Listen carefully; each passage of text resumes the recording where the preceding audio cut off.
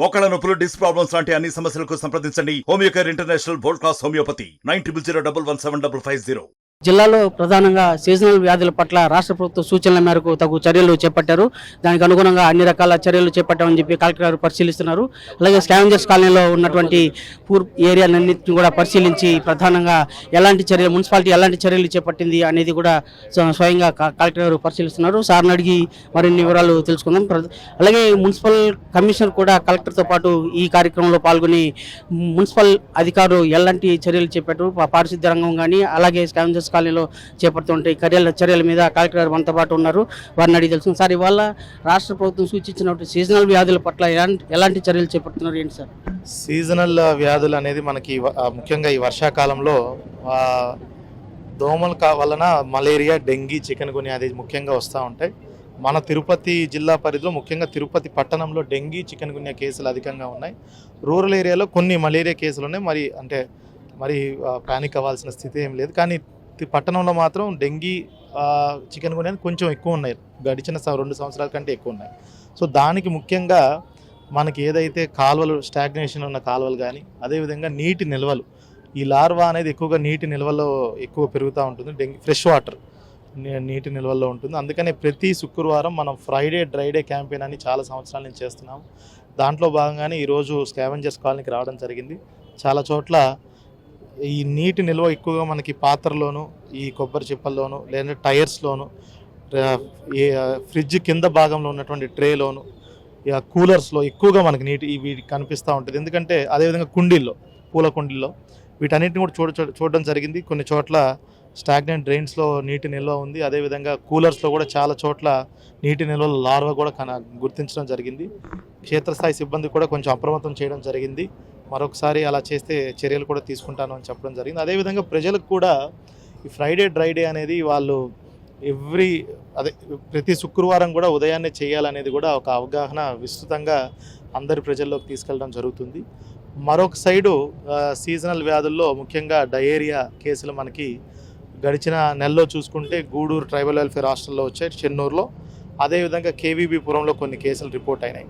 So వాటి మీద కూడా విస్తృతంగా ప్రజలందరికీ కూడా అవగాహన కల్పించి మనం ప్రతి బుధవారం మన ఎంఎల్హెచ్పీలు విలేజ్ లెవెల్లో ప్రతి ఒక్క వాటర్ సోర్స్ని టెస్ట్ చేసి వాటిలో ఏదైనా బ్యాక్టీరియా ఏదైనా ఉందని చూస్తారు. ఒకవేళ ఏదైనా ఉంటే అక్కడ కన్సర్న్ పంచాయతీరాజ్ అఫీషియల్కి చెప్పి ఆ వాటర్ సోర్స్ని ఆపేసి వేరే వాటర్ సోర్సు ట్యాంకర్ల ద్వారా కానీ ఇవ్వడం జరుగుతుంది. అదేవిధంగా మనకి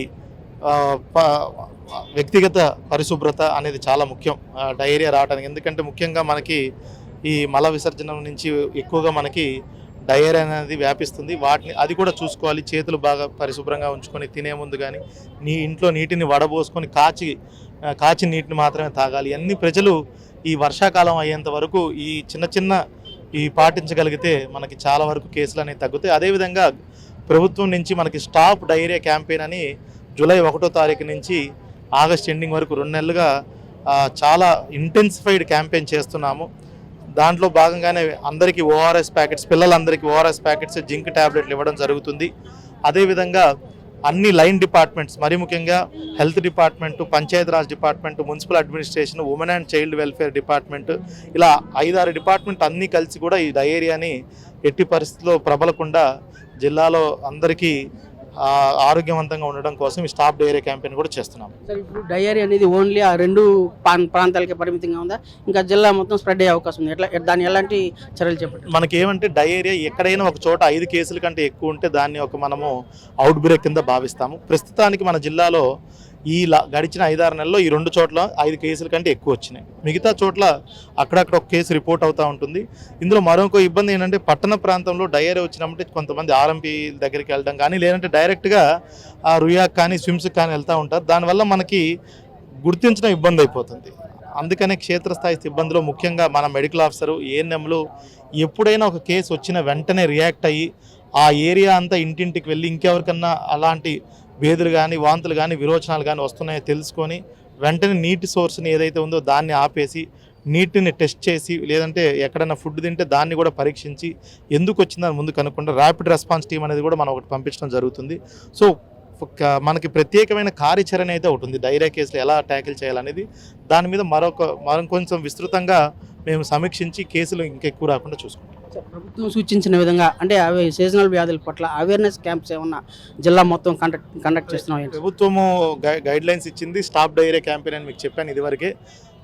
ఈ 2 నెలల్లో మొత్తం 5-6 లైన్ డిపార్ట్మెంట్స్ అన్నీ కూడా విస్తృతంగా ఇంటింటికి వెళ్ళి మన ఏఎన్ఎంస్, ఎంఎల్హెచ్పిస్ పోస్టర్స్ కూడా తీసుకెళ్ళి విజువల్ పోస్టర్స్ డయేరియా దేని వల్ల వస్తుంది, ఏమేమి చర్యలు చేపట్టాలి, ఒకవేళ వస్తే ఏం చేయాలి, ఎవరికి ఫోన్ చేయాలి, ఎక్కడికి వెళ్ళాలి, ఏమేమి మందులు తీసుకోవాలి, ఒకవేళ ఇంట్లోనే ట్రీట్ చేసుకోగలిగితే ఏం చేయాలి, ముఖ్యంగా మన ఓఆర్ఎస్ అనేది ఇంపార్టెంట్. ఓఆర్ఎస్ని ఎలా కలుపుకొని తాగాలి, ఎంత తాగాలి అనేది కూడా, పిల్లలకి ఎలా ఇవ్వాలనేది కూడా మనం చెప్పడం జరిగింది. అది ప్రతి ఇంటికి మనం క్యాంపెయిన్ తీసుకెళ్తాం. అంటే ప్రభుత్వ పరంగా సూచించినటువంటి అన్ని రకాల చర్యలు చేపడుతున్నాము.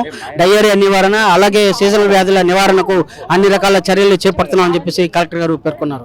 వీడియో జర్నలిస్ట్ మణితో రవి, RTV, తిరుపతి. మరిన్ని వీడియోస్ కోసం ఛానల్ ని సబ్స్క్రైబ్ చేయండి. లేటెస్ట్ అప్డేట్స్ కోసం వాట్సాప్ ఛానల్ ని ఫాలో చేయండి. అండ్ లింక్ డిస్క్రిప్షన్ లో ఉంది.